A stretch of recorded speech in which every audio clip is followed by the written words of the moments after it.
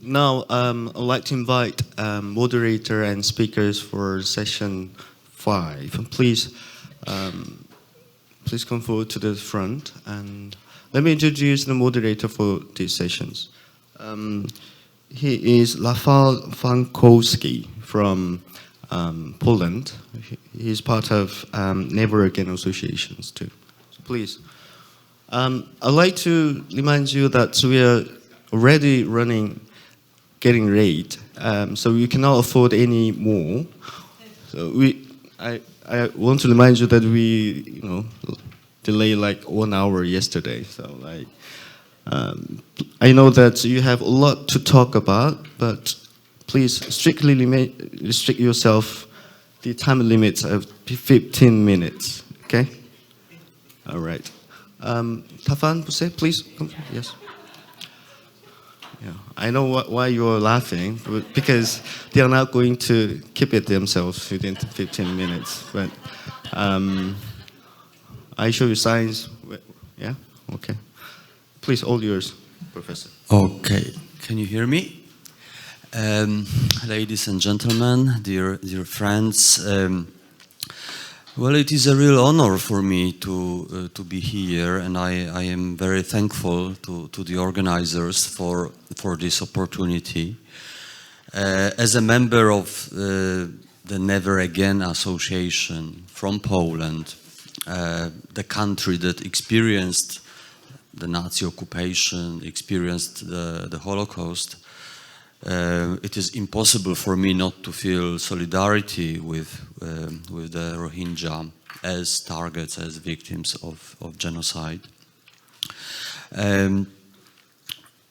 Today we are going to talk about ideas and campaigns on this issue under the title Boycott Myanmar. And well, I believe there are different models and types of boycott with arguments for and against. But before I pass the mic to the panelists, let me mention one type of boycott that I believe has historically worked very well. That was the sports boycott against apartheid-era South Africa. And I mention this in the context of the recent announcement by ASEAN of an initiative, which is now official, as an idea, the idea to organize a football World Cup in ASEAN. Well, that probably means also in Myanmar. I think this actually presents us as civil society with an opportunity to highlight the problems we are talking about in this conference. There is another related idea for Myanmar and Thailand to co-host youth football World Cup in 2 years' time. This could be another opportunity to highlight those issues we are discussing, and the kind of international sports boycott campaign could be very useful, in my view. And the Never Again Association has a long time experience of working in the international football environment, and if we can be useful for this kind of campaign, we would be very happy. So, without any further ado, I want to ask the panelists to share their perspectives. I am not going to read out their biographies. They're all very distinguished speakers. I would encourage you to read the bios by yourself in the conference program, for the sake of time.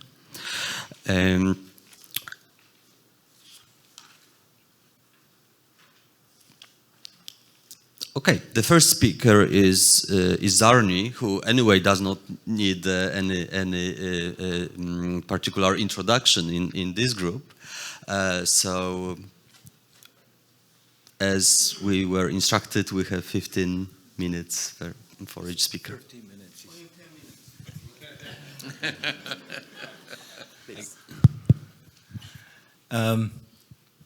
This is a subject that I feel, quite versed in or qualified, because I was very closely identified with the international boycott movement back in the 1990s, when Aung San Suu Kyi was under house arrest, when I personally was inspired and by her and supporting her call for isolation, economic sanctions, and grassroots boycotts of Burma. And right after the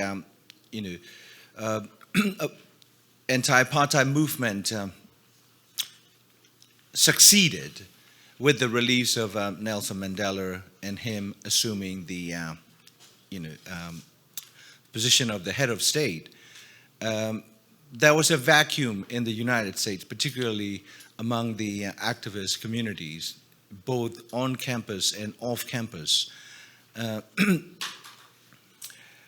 in terms of international justice issue that energized or exercised the minds of young and idealistic Americans, as well as old and idealistic off-campus activists. And that was a vacuum that we stepped in and started the Free Burma campaign, calling for comprehensive boycott, not simply in terms of legally imposed U.S. and other Western sanctions. And we were fortunate because the internet was just, made available commercially first by AOL, but for many university students, we had access to the internet, a few years before it became a household tool. And so the campaign that we started took off and snowballed, spread across over 80 university campuses in the United States alone.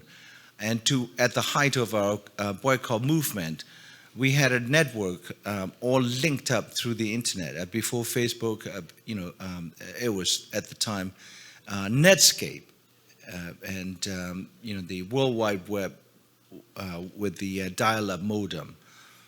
And so at the height of our grassroots activism, we were linked around the world by the tune of 28 country networks. So this is, but then when the situation changed, that the leading supporters of Burmese democracy movement turned out to be not as committed to democratization of Burma as we thought that they were. Some of us started to explore ways to find, quote unquote, homegrown reconciliation, process to break the deadlock that Aung San Suu Kyi had with the military junta at the time. And so I feel I have come a full circle, because I'm going to go back to where I was, which is say like this is a country that must be subject to total boycott, including sports, cultural, educational, institutional. I say total because it's my country. My family lives there. Yeah, I would be the last person to hurt my family or like any other loved ones that I have left in Burma. But it is not enough to say that we must cut the ties with the Burmese military. To say that would be gross misunderstanding of what we say is being committed by that country. That is genocide. And genocide is not simply acts of pulling triggers. Genocide is where society shows it has broken down spiritually, morally, and as a human community. Genocide is an act, collaborative act, and collaborative project and process where the state, as social scientists call it, and society interface. All genocides have a popular backing. That is why there is a claim book written by a Harvard scholar called Hitler's Executioners. And the book, or the research findings, implicate German civil society in the events leading up to the final solution. That is that 1 million Jewish and other victims such as Sinti and Roma, Poles and Russians, were gassed at a single site called Auschwitz. We have a similar situation without the gas chambers. We have a state that is determined by all indications to destroy, not simply slaughter and rape, to destroy the entire community or more than substantial number of Rohingya people. Today we have a situation where there are more Rohingya people living outside of their birthplace than there are inside. Even those who remain inside, estimated to be about 400,000. 125,000 are in internment camps, or like what a German Foreign Office official at a meeting with a few of us in Berlin described as concentration camp. When a Foreign Office official said concentration camp, or when the director of the German Federal Foreign Office said this is genocide in a public forum in Berlin in December last year, we need to take it seriously. In the case of apartheid, a lot of Western liberal societies, I wouldn't say governments, because United States and United Kingdom, supported apartheid under Reagan and Thatcher.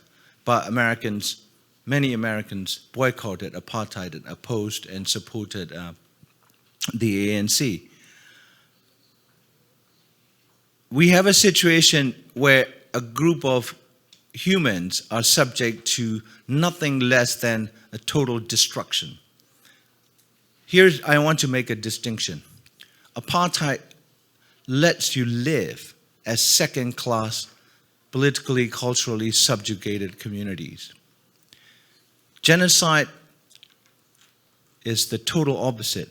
No matter what Rohingyas do, no matter what they say, no matter how compliant and pliant they are under Burmese law or cultural norms, their existence in the eyes of the state, in the eyes of the public that calls itself Buddhist, their existence itself is a crime. Nothing they do will change the behavior of the Burmese state, nor the minds of the Burmese society. I'm speaking as a Burmese Buddhist who belong to the majority. I can think like them, I can feel like them, but the only thing that distinguishes me from them is I do not act like them. And so, in this scenario, if the world call for, or the world of conscience, if not the world of power and commercial interests, call for the boycott against apartheid, where 90+% of South Africa's population lived under 5% Afrikaner white minority rule, then in fact we need even stronger intervention. The sad truth is, hardly any genocide has ever ended in history without military intervention. But we are not calling for that, and not out of, personally speaking for myself, not out of any type of non-violent commitment or spiritual principles, simply because it's just inconceivable that any neighboring country will use their military power to end the sufferings of several million Rohingya people. Across Asia, if you look at the past 70 years since the end of Second World War. This is a region that has witnessed genocides. Cambodia, 75, 79. 1971, the liberation war of Bangladesh, then known as East Pakistan. Bengali-speaking majority were subject to nothing less than genocidal invasion by West Pakistan.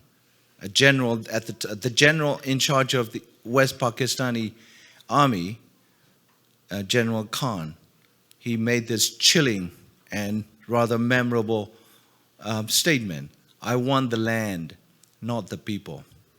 That is what we want in Burma as well. We want the land. We don't want the Rohingya people. And the land is being primed for commercial development. There will be second economic development zone, special economic zone on the land that Rohingyas vacated. The land is endowed with titanium and other minerals. And titanium is extremely good as a heat-resistant mineral used in fighter bombers, high-speed supersonic fighter bombers. And there are also Chinese double pipeline, twin pipeline, natural gas and oil that starts off the coast of Rakhine, where both the genocide and the civil war are going on. And, because we don't have a power to yank the Chinese communist leadership in terms of how they behave towards us. We're not the United States. There's an escalating trade war between US and China at the moment. But we do have a power as consumers, as professionals, as individual citizens of conscience. Asia is the most populous continent in the world. If we can awaken only, let's just say, 5% of Asians from Japan all the way down to Sri Lanka and Indonesia to take a stand saying that we will not touch Myanmar until and unless Myanmar stops the persecution of Rohingya and take them back with full citizenship rights and basic human rights that they enjoyed before the genocidal project began in the 1960s as a peaceful demographic engineering project. One of my thesis advisors at the University of Wisconsin was a US military intelligence officer by the name of Robert Cale. He spoke German fluently because he was a German descendant just outside of Chicago. He was the very first specialist in the world who specialized in Himmler and SS. And his thesis was written 5 years after the war ended in 1950 on Himmler and SS. He called SS not simply murderers. He called them social engineers. So that's what we have in Burma. The Burmese military, in the language of my late advisor, they are demographic engineers. They wanted northern Rakhine State and possibly the entire Rakhine State to be demographically re-engineered so that it could be restored to the pure original state of Buddhist land, which never existed. So we have this genocide, and we have a situation where the largest or greatest amount of investment flooding in come from Asia, China, Thailand, Singapore, Malaysia. Japan's pumping $800 million into the so-called peace process because Japan uses the aid money to counterbalance the Chinese growing influence with the Burmese military. And South Korea, as I said yesterday, is directly implicated, and so is North Korea. while South Korea industries, not just Daewoo, as Professor Yang Hee Lee pointed out, other industries as well, are involved in the armament project of the Burmese military, which in turn use these submachine guns to commit genocidal killings, like the one that took place at Tula Tuli and the one that Ki Nam Kim has been documenting. So I'm not here as a Burmese to appeal to your good conscience, to the Korean public, to the Korean government. I'm here asking you to take the responsibility for the role that South Korea money and South Korean government are playing in the unfolding genocide. So my appeal to you echoes what Yasmin said yesterday. Do not invest in rape. Don't finance genocide. And boycott Myanmar. Thank you.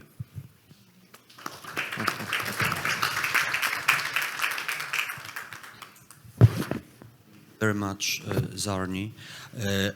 Our next speaker is Tapan Bose, who is a journalist, a writer, a documentary filmmaker.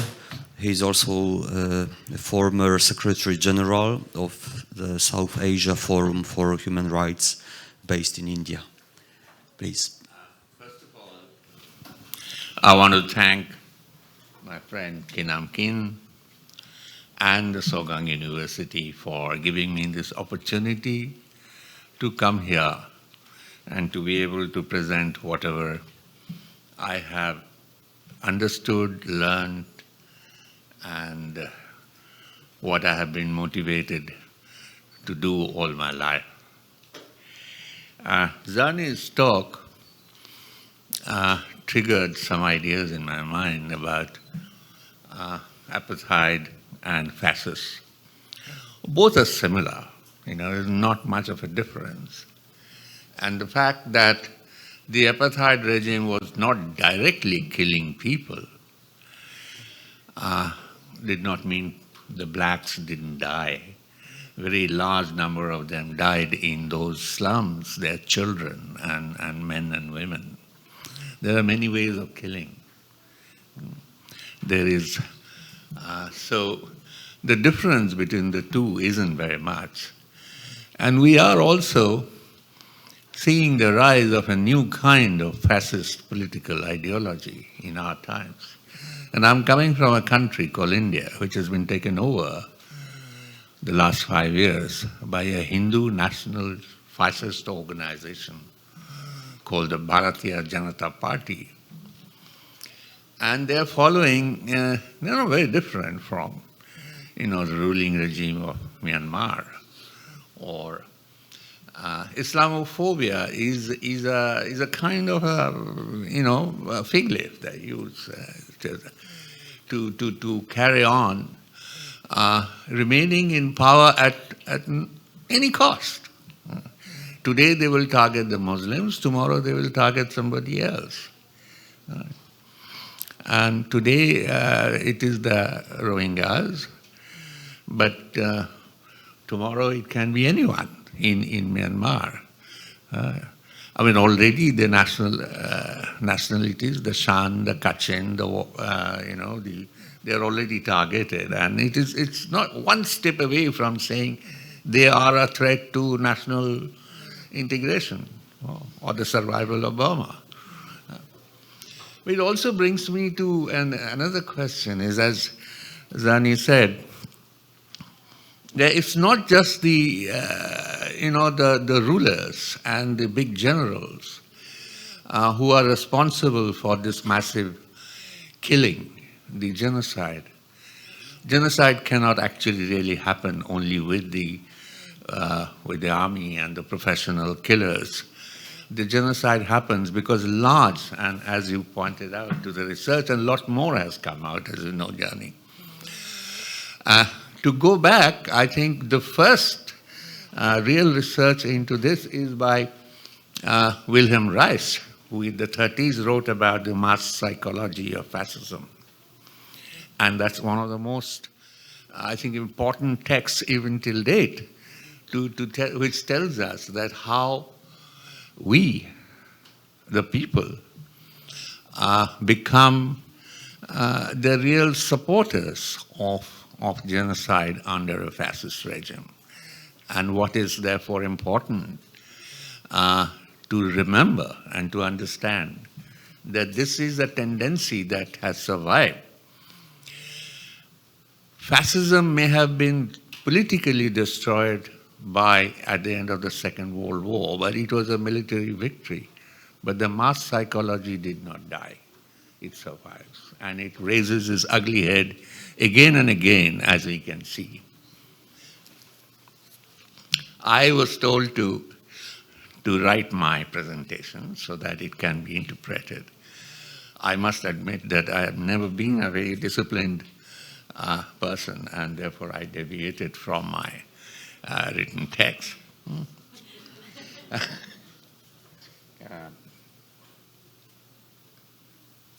It's been nearly 2 years since the mass murder and the forced expulsion of nearly 7.4 million Rohingyas from Myanmar. We are nowhere near finding a solution. And it's quite clear that Bangladesh on its own will not be able to find a solution. And the bipartite agreement between Burma and Bangladesh, under the benign or the enforced influence of China, is taking the Rohingyas nowhere. And as we know, even yesterday, the situation in the camps in Cox's Bazar is really very, very difficult and alarming, because this is the second time that the Rohingyas have refused to be repatriated, and there is violence taking place in the camps as we speak. It happened yesterday. And I visited the camps several times, and last year in November I had just come away from, a few days before the attempt of again the first time they were going to be repatriated. And some of the people I knew later on told me they were what called Majis of, the way the government of Bangladesh has divided the camps into blocks and appointed some persons as Majis in charge of the block. Some of them were picked up, taken to the army, place near the, kept overnight, trashed, to make sure that they will go back and tell the people in their block that, it's better for you to go back. But they resisted. They did not. So, as we can see that, I'm not here to stand up and criticize Bangladesh government. We are all very grateful that Bangladesh government has actually been very, very kind in at least giving them shelter and giving them the space to stay. But states are states. Let us not forget that states have also their own priorities and needs. And therefore, no matter how generous they are, the permanent interest of Bangladesh is not the interest of the Rohingya refugees. The permanent interest of Bangladesh has ties with China, with India, with its economic factors impinging, and the security and military factors.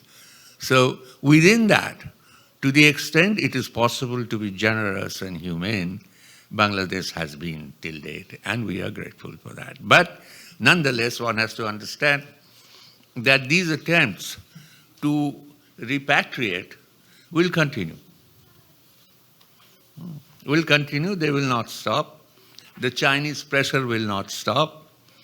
The China-Burma and China-Burma-India axis, the country I come from, is going to mount more and more pressure. And this is where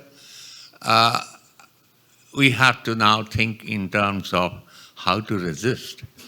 How does a civil society initiative like ours put up resistance against these efforts? And whether it is possible, therefore, to whatever extent, to put pressure on the military in Myanmar, as well as name and shame our governments at the international arena and forum for supporting genocide and profiting from genocide. Let's be very clear. They are not supporting for altruistic reasons. They're supporting the genocidal regime for making profit. And let's look at Aung San Suu Kyi. We stood up for her for so many years. She was our democracy icon. I was personally involved in looking after nearly 2,000 young Burmese students who ran away from Burma. Then I was working for the South Asia Forum in the 80s. And she was a great icon for us. But look what power does. She's back in power. That's what she has become. She's one with the Burmese army. And it's sad to say this, that power corrupts, and power corrupts absolutely is an old proverb, is remained valid, even till date. And she perhaps proves it more than anybody else. And the whole issue of sanctions. The term sanction is a contemporary international law viewed as a punitive action by one state against another, designed to force a change of policy without resorting to overt aggression. Sanctions were used, as Zani pointed out, against South Africa in a very effective way. But let me also point out that the sanctions against South Africa was not just effective, not only because it was imposed by the states, as we saw. Initially the United States and the United Kingdom did not actually participate in that sanction. But it was effective essentially because of a massive movement all over the world. And the church, which played a very important role. There was a massive civil boycott. There was a boycott by academics, there was a boycott by artists, there was a boycott by sports people, there was a boycott by all communities, professionals and others. So South African regime was really isolated. And it did not hurt them only economically, it hurt them socially, morally, culturally, academically. And that is what actually made the difference. Though there are many studies which says, sanctions don't really work, boycott does not work. But there is an IMF study of the effect of sanctions on South Africa. And the IMF study shows very clearly that it had a massive impact both on the economy, it created unemployment in South Africa, and it also created a moral pressure which demoralized many South African academics, and professionals. So when there is a combination of the state's sanction and a civil society boycott movement coming together, which in case of Israel, the BDS and others are trying to do.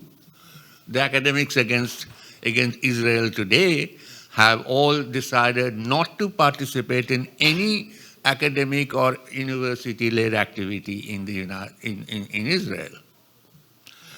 Now, if we need to think in terms of those. We need to think how to actually put pressure not only on the military regime, but on the civil society of Myanmar. Because coming from India, I can tell you that the Indian civil society is equally responsible for the killing of the Muslims that is taking place today. What has happened in Kashmir, most of Indians are supporting the BJP, saying, oh, great, you have integrated Kashmir. Exactly what Yahya Khan had done, said, I want the land and not the people. So that's exactly what Modi is doing. They want the land of Kashmir. They don't want the people of Kashmir. And when a large section of Indians stand up and say, oh, what a great job he has done, integrated, Kashmir, they are responsible for what is happening, the killing of the people there. So therefore it's necessary for the civil society, for people like us, to understand that there is an urgent need to recognize that there are tendencies within us which, if we don't guard against, if we are not alive to those tendencies that William Rice talked about based on his massive study of, in the 30s, if we don't guard ourselves against that, and one of the ways of doing that is to stand up for the correct way of dealing with. So boycott, Myanmar, Israel, and every other regime, including perhaps tomorrow I'll have to come back and request you to boycott India, if it goes on the way it is going on there. And so this is very, very important for us, that not to depend on states. States, as I said, and as we all know, will do whatever they want to do. Aung San Suu Kyi called for boycott to continue even in 2011. I remember her interview with in 2011 after her release saying, no, boycott must continue, when the US was actually talking about lifting it. But today she says, no, if you do boycott, it's going to destroy us. It will not destroy Myanmar. Because the poor peasantry of Myanmar, the working class people of Myanmar, the ordinary people of Myanmar are not benefiting from this, but they think they are benefiting from this, thanks to the kind of propaganda, machinery that is going, that has taken over. It's not new. If you go back in the 30s and 40s, this is exactly what Hitler and Goebbels and others did in Germany. Completely brainwashed the minds of the German people. So that's what they have done there. So, propaganda of the 30s and 40s of the fascist type and the hate speech propaganda of today is qualitatively not very different. The extent is quantitatively much larger thanks to the kind of technology that we have. So, our brains are being taken over. And so, we need to carry on this campaign at all levels. We need to have people understand that participating in a process which is actually killing people is not only immoral, it is bad. And if we continue with this, it comes back to us. Because by doing this, we are strengthening those people in the world who are killers. And those killers are not going to go away. Those killers are everywhere. And they are hiding even within our midst even in our so-called very liberal states. And tomorrow they will take over. And if you look at it, if you look at the tendency, what is happening in Europe today, over the last 5 years, you see the rise of the right wing. Unimaginable it was in Germany after the Second World War that a right-wing, far-right group will enter the Bundestag and become the main opposition party. This is what has happened. Under Trump, we know what's happening in the United States. Under Modi, we know what is happening in the United States. We can see what is happening in Sri Lanka. We thought, the fall of Rajapaksa regime, which was a murderous fascist regime, and coming of Sirisena will change. Nothing has changed. Yesterday, he has appointed the man most responsible for, who was then the general of the Sri Lankan army, most responsible for the mass killing in Sri Lanka, as the new army chief of Sri Lanka.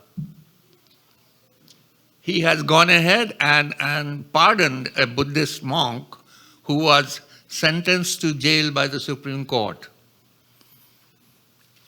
for his hate speech, an insult to the Supreme Court. So if you look around, we are in a political situation where the far right is rising. And it is rising because of, not just, to call the economic downturn is the main reason, I think, is an oversimplification. There are many factors responsible for it. And the only way, as I can say, is to remain alive to these tendencies and to fight it at all levels. And unless we can do that, we will not be able to help the Rohingya, and we will not be able to help the future victims. Thank you very much. Thank you. Well, time flies, so now we turn to the last speaker, Mabrur Ahmed, who's a co-founder and director of Restless Beings, which is an international NGO based in the UK. Thank you very much to the organizers. I have a bit of a dilemma because I've got far too much to say, not enough time, and I've also been sent a message from the interpreter telling me that I should slow down in my English as well. So I might be in some weird parallels going on in the next 15 minutes or so. So forgive me. My title that was given to me was Boycott as a Political Solution to the Rohingya Genocide. Which is quite loaded as it is anyway. Violence, oppression, otherization, marginalization, all of these types of things have been used as political and militaristic tools by organized groups of powerful elite and subjugated persons for a long time. The use of these tools over a prolonged period of time, and especially when used to target a segment of a community, has been a repeated tactic of establishments keen to hold power over individuals and groups. In most instances, these individuals and groups, which make up the oppressed, marginalized, and otherized community, have also been stripped of their agency to kind of, at a political level, to engage and to protest of their treatment. And to a degree, this is the reason why they're not able to counteract their violence and their exclusion from civil society. And to this notion, obviously, the Rohingya have found themselves systematically stripped of all types of their agency and the ability to protest of their treatment by Burma and the Burmese junta and now the so-called Burmese government. So there have obviously been many solutions that have been bandied about by academics and lawmakers and diplomats and activists. And still, the fact remains that 37 years after the 1982 citizenship law, which is effectively the main piece of legislation which takes away the rights and the citizenship of the Rohingya in Burma and enables all of the violence that comes thereafter, none of those solutions have actually led to anywhere near an actual solution of citizenship and an actual solution of protection for the Rohingya. 2017, the genocide was not the first wave. As we all know, I'm sure we're all very well versed on the matter now. There was another wave in 1978 and also in 1991. And they led to mass exoduses as well.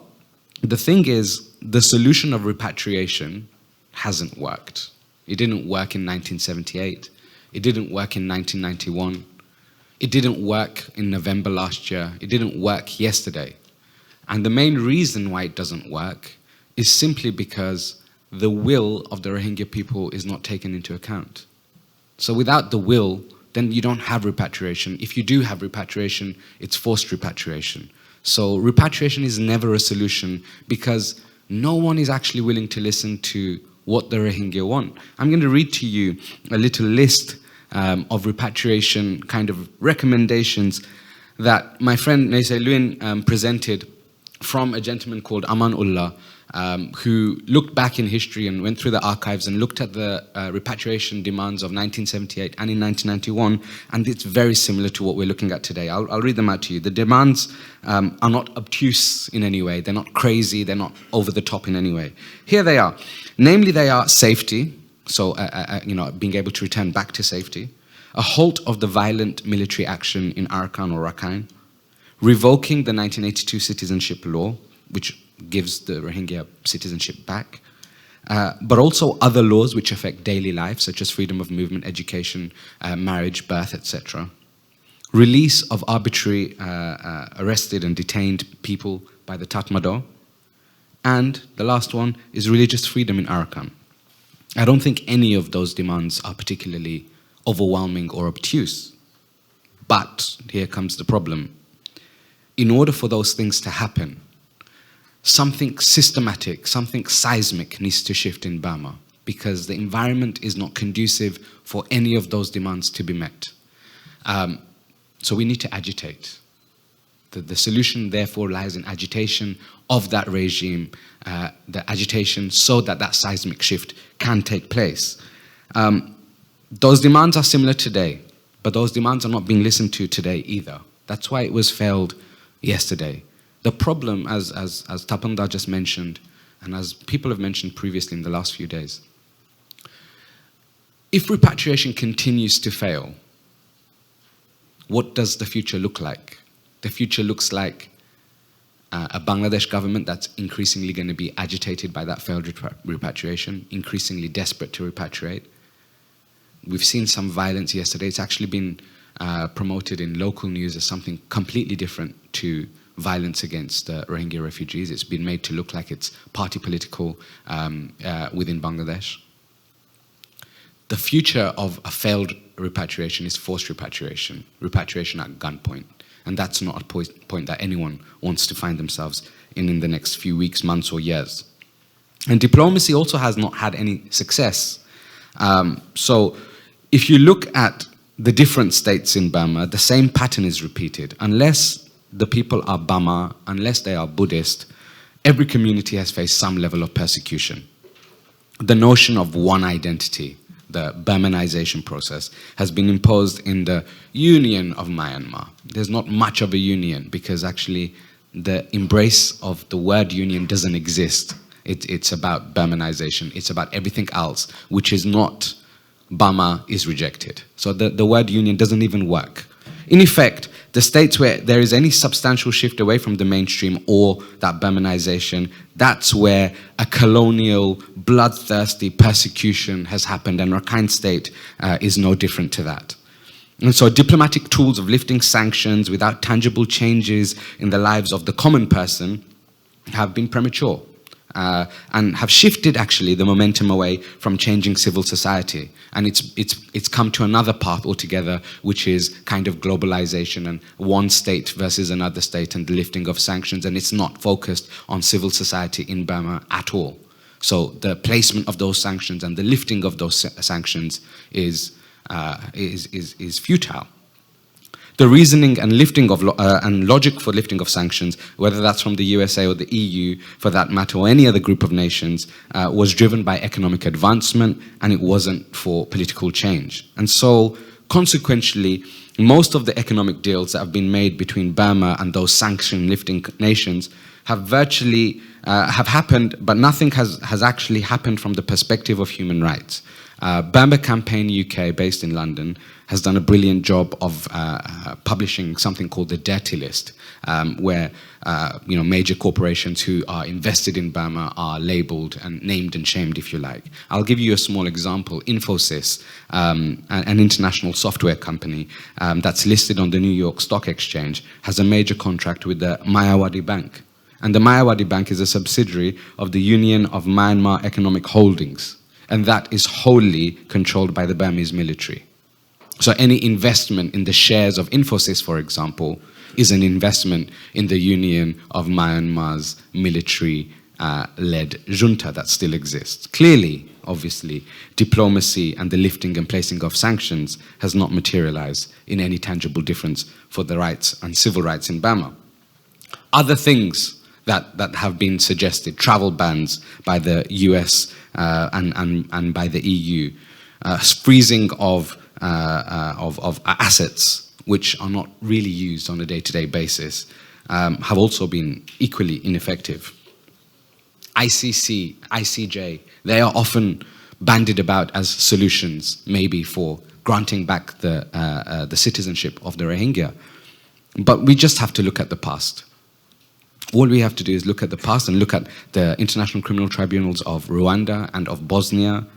And those rulings were so long protracted that it made no difference on the people the victims, the survivors of genocide at that moment in time. And so therefore, it's impotent. The ICC and the ICJ, yes, 20 years later, 40 years later, for the fact of history books, yes, we can say, tick, we managed to tackle genocide.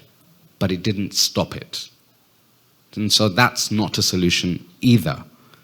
ICC, I believe, found Omar al-Bashir guilty of genocide, and still he roams free. So, well, but not for this, right? Not for this. And so therefore, ICC, ICJ are not really political solutions. I come to boycott. During the British colonial rule and the Bengal uprising at the turn of the 20th century, a prominent thinker and activist, Sri Aurobindo, opined that boycott was not just a passive form of resistance, but it was an active one. In fact, he went on to compare the boycotts of the Americans against British rule at the time and China's boycotting of American goods as well at the time. And so if we're really going to call for a boycott in relation to the Rohingya and Burma, other examples have to be looked at, and we've already kind of explored with South Africa and the BDS in Israel as well. And they have valuable comparatives. So if we look at South Africa in a bit more detail, the apartheid was at its worst in the 1970s and 80s, and many countries decided to restrict visas. So a lot of people, especially in Asia, you may have seen on your passports, all countries except South Africa. And that's quite a strong message that was sent out. And those kind of bold responses and steps are rarely seen today because we're living in an increasingly globalized and capitalist ideologies of neoliberal nation-state setup of the 21st century. That's the reason why we don't have the ability to do those things anymore. There was obviously wide-scale sporting bans, as has already been mentioned, particularly on the two national sports, rugby and cricket. That hurt South Africa a lot. And we must also remember that the white supremacist South African government was accused of apartheid. I think, Zani, you mentioned this yesterday, right? So apartheid, and that was the response, the boycott that happened. We're not talking about apartheid only here. We're talking about much more, genocide, killing, the crime of crimes. So the boycott has to be even more wholesome in its approach. If you look at Israel, since its birth as a nation, divestment, boycott, sanctions, all have been called for. And I think we have to look at the Palestinian call for boycott there. So we look back at the first Intifada. I'm going to read out to you a declaration that was made during that Intifada in 1987. It goes like this. We will no longer be a subject people. If you order us to our camps, we will roam the countryside. Dig up our soil and bury us alive in it, if you will. If you direct us to work in your factories, we will confine ourselves to our homes. Herd us into your concentration camps, if you will. If you instruct us to buy your produce and your products, we will grow and make our own. Again, a very, very bold statement by a subjugated group of people. So if you look at the BDS movement in a little bit more, it kind of stems from the idea that Israel is oppressive, racist, colonial state that has imposed conditions on the Palestinian people tantamount to crimes against humanity and many other things as well. It's modeled around the idea of South African apartheid boycott. And it's there, obviously, to agitate and destabilize the regime that's in place. If we look at the BDS in a bit more detail, it goes on to encourage a divestment and a boycott of the academic and cultural proponents of Israel. This is alongside the business, economic, political, and sporting boycott. It's had some success, and notably the fact that it's talked about so much in academic circles shows that it has had an impact. But, crucially, we've got to also stipulate that the boycott on South Africa did agitate change. Yeah? It did destabilize the regime that was in place there. The BDS movement of Israel hasn't done so. It's been going on for almost a generation. It has not destabilized anything. It has not agitated anything. The Netanyahu government is even more empowered than it ever was. So, why did that happen? Why has it not agitated? And the reason it's not agitated is, as I mentioned before, nation-state setup now is very different to what it was in the 70s and 80s. And the universal kind of encouragement of the US goes a long way to explain why BDS has not had the fruits of its labor from many activists around the world. Diplomacy, repatriation, sanctions, all of those things have not really been political solutions. And so therefore, obviously, when we're looking now at BDS or boycott in Burma, we have to look a bit more holistically. I remember in 2017, when the genocide was taking place, many activists in the UK and EU were calling for a boycott of the Burmese fish industry, which is very, very large. And at the time, actually, there was opinions that said, don't boycott the fish industry in Burma because it's run almost wholeheartedly by subjugated Muslims anyway. So by boycotting that, you're triggering off other issues around the world.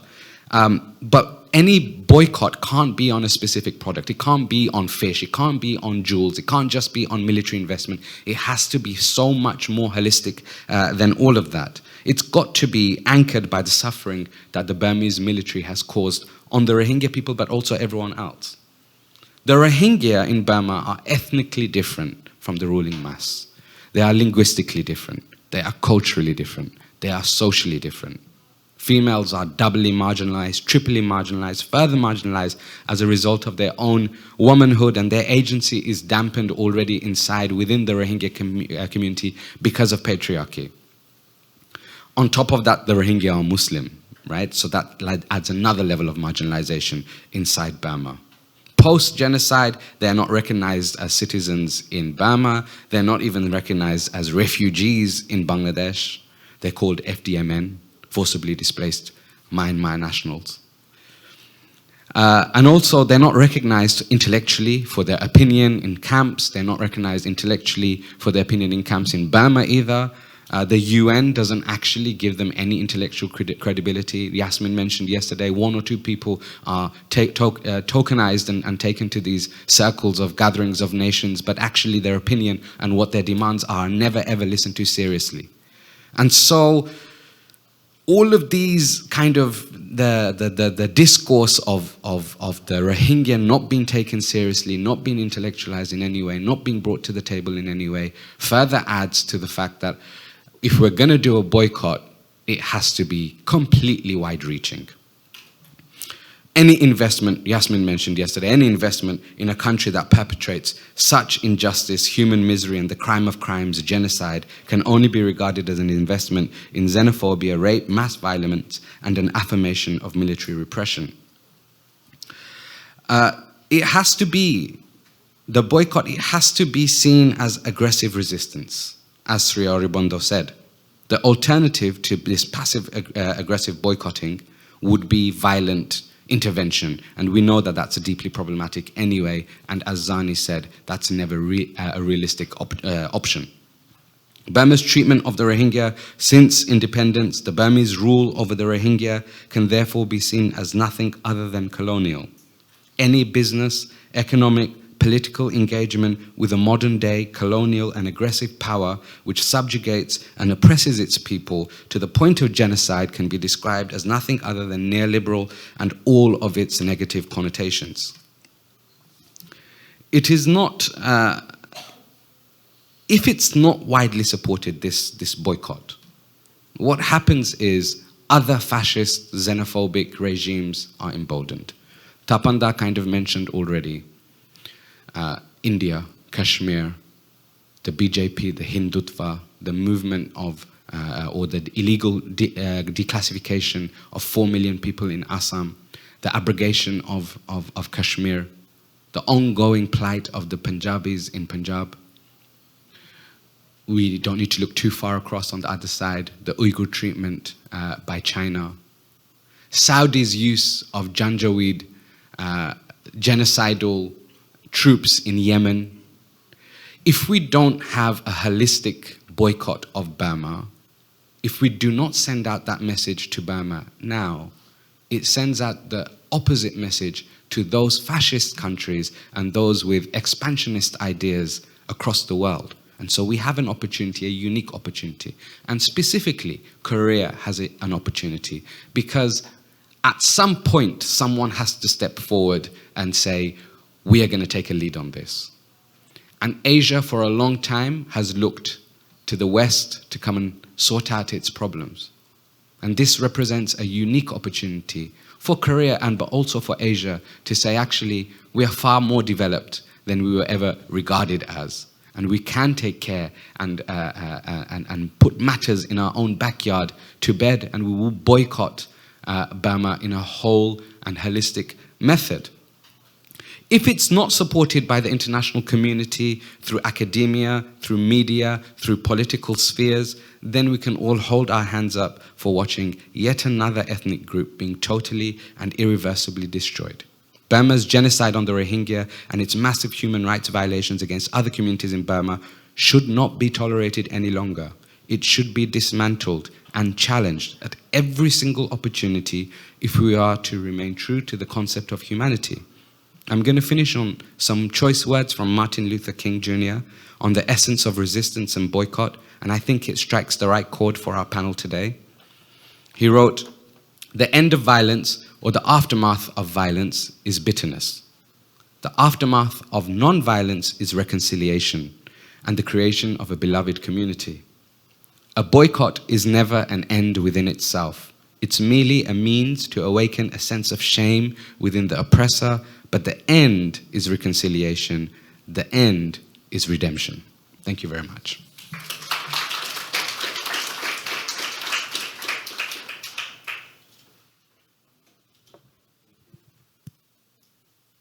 Much indeed. There is not a lot of time left for discussion, I'm afraid. At this stage, we have space for 2 questions or comments. Do we have a... Yeah. Mm-hmm.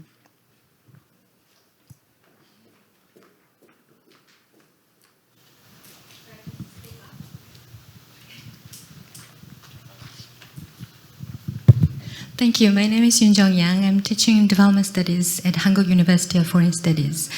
And, but I have to admit myself being very novice in terms of these issues in Rohingya especially and Myanmar as well. I've been to Myanmar just once last year for my research project. My question is to all of you. In fact, because you said, I understand why you have to come up, you must arrive this quite extreme solution or suggestion of boycotting at all level and total level, which I understand in terms of political level and business level in the next session, I understand. But what about humanitarian assistance? I understand humanitarian intervention and assistance is, despite the fact that in the conflict area, there are various political interests, conflicts. but we have to still have an obligation to assist the poor people and the ordinary people in suffering.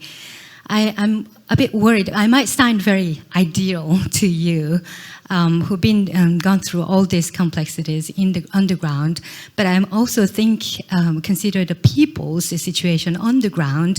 And if we say that boycott at all levels, I understand the political untimement or business investment boycott, yes, but what about those ground level development cooperation and development projects going on and to be supported by the, say, for example, Korean aid? I'm asking this question because I'm advising one of a Korean Buddhist organization who's delivering the development cooperation in the field in Myanmar, not necessarily Rohingya Rakhine region, but other remote areas where there is no resilient government intervention at all, and there is no public services. We are talking about the context where there is no electricity and no drinking water.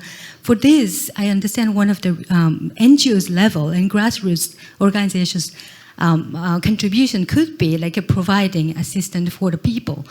And I'm serious thinking of applying for the funding to be eventually supported by the Korean aid, which I'm also like a Korean citizen, so I understand I should be accountable for those projects that I'm planning to do. But are you suggesting that I shouldn't? That's my question. Thank you. Thank you very much. And the last question at the back. Hi, I'm Yu Kyung, or known to be Lee. I'm a journalist from this country, but I'm normally working outside of this country. Actually, I second that question the previously asked. So that was one of my questions in mind. And secondly, it's interesting to hear the Kashmir issue. I mean, not longer context, but anyway, two of the panels mentioned of Kashmir, what's going on there. So I want to ask this. I want to use this opportunity to ask a question, Mr. Tapan Bose. Sorry, my pronunciation. Do you think it's a time to boycott India as well, given the situation, what's going on in Kashmir, which is a complete lockdown for 20 days today? And we are start to worry about some humanitarian issues because people, now it's time to consider that lack of food and, the medical facilities, and people cannot move around, and we are hearing some horrible things almost every day. So what's your opinion about this, Kashmir situation? I mean, I'm not asking long comments, just directly. Do you think it's time to boycott India, given the Kashmir? Okay, thank you very much. And now it's back to the panel to give the responses. Yeah. I think your concern is valid and legitimate. It's not that it needs to be validated. In terms of humanitarian assistance provision, particularly coming from civil society organizations or religious communities, the populations that receive humanitarian assistance are typically ethnic nationality populations in conflict zones, or like in pockets of abject poverty. And so we would not want to stop that kind of people-to-people interaction. Yeah. So, but that said, I think like development assistance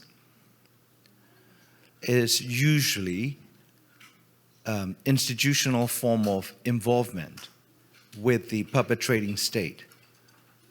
Yeah. Unless you're talking about, CSO, civil society or community-based organizations. We don't object to people-to-people ties.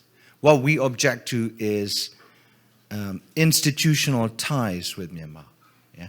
That involve necessarily accepting the legitimacy of the state that is committing atrocities. So as a Burmese, I would not object to individual Burmese students coming here studying, but I would oppose accepting government-selected scholars or academics because they usually get more equipped or better equipped to justify and explain away and whitewash government or states' policies. So that development assistance, whether from the Korean International Development Assistance or JICA from Japan, development, let me say this very frankly, I also specialized in violence and political economy of development. Development assistance should no longer be part of our discourse. Development is not about the communities that receive the development aid. Development is a lubricant for businesses and industries from the countries that provide the aid. You give 1% of your national income, or less than 1%, whatever, not out of love and compassion. States do not conduct policies based on compassion and loving kindness. State conduct policy. Every penny a state gives, it is expected to return of $1. And so I would totally oppose any type of development assistance, barring emergency and humanitarian assistance, to the communities in conflict and communities that desperately need, whether they are called Rohingyas or Shan or Kachins or Karens, So.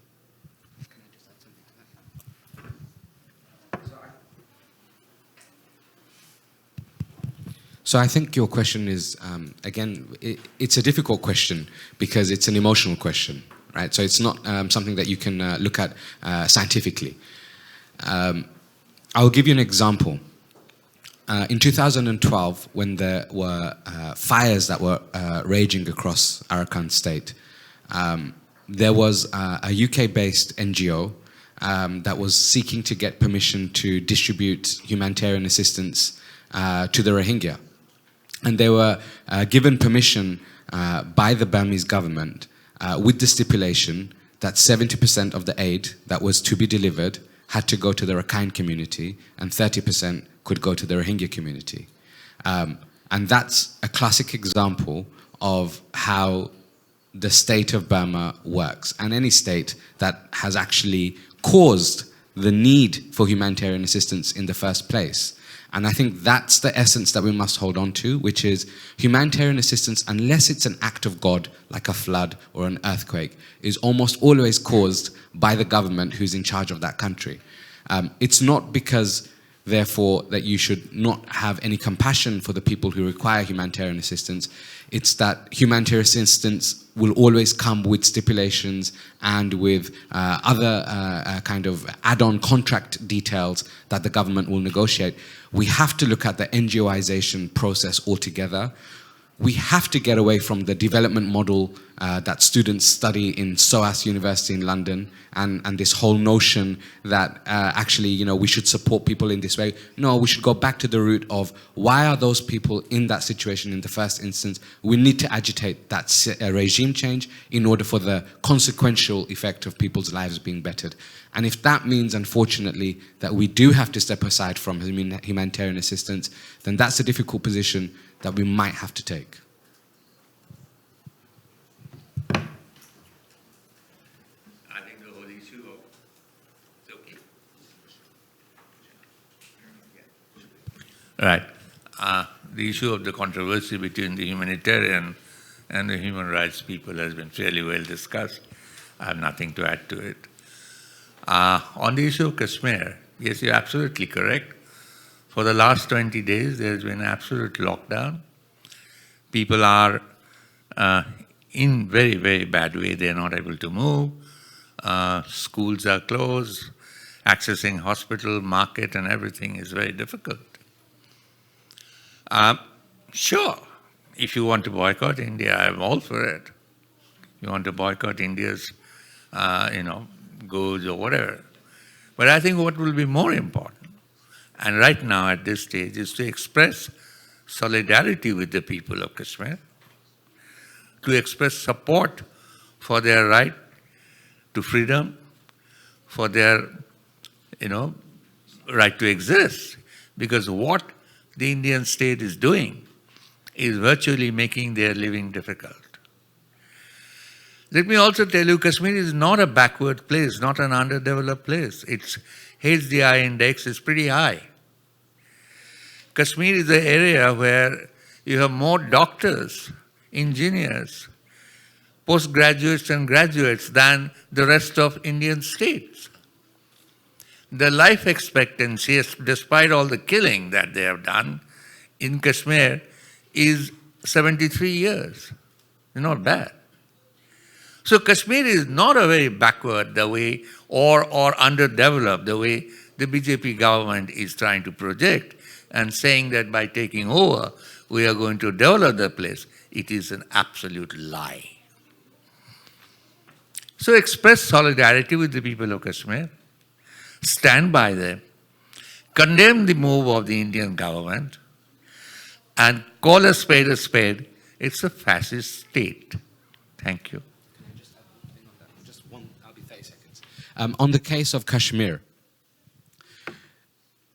in my presentation, I was talking about various tools that have been used prior to boycott being an option, right? Diplomacy, sanctions, etc., etc., etc. The problem with Kashmir is it's 20 days in, and yet not a single leader of any clout has come out and called Modi out for what he has abrogated away from the Kashmiri people and their self-determination. And that is political impotency from the entire world. And so that's the first step.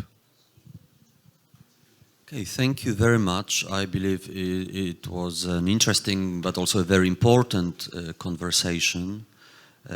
Big thanks to the speakers, and we are going to continue the program after a short break.